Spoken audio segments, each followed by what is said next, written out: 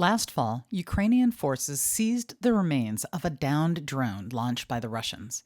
When investigated by multiple groups, it was determined that the drone was manufactured by Iran. This may come as no surprise to those familiar with global relationships. What may shock everyone is that the Iranian drones contained components manufactured by corporations based in the United States. Hello, this is Trac Bannon reporting from Camp Hill, Pennsylvania. UK-based conflict armament research investigators physically documented the UAVs and included detailed dissections of the designs and components.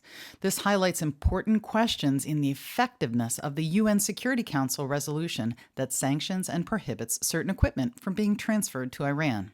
The United States has also imposed tough export control restrictions, considering that as many as 82% of the components in those drones are sourced from U.S. companies. There are questions to be answered. Companies like Texas Instruments, Analog Devices, and NXP USA have all issued very strong statements. TI, for example, issued this statement. TI is not selling any products to Russia, Belarus, or Iran. TI complies with applicable laws and regulations in the countries where we operate and the partners with law enforcement organizations as necessary and appropriate.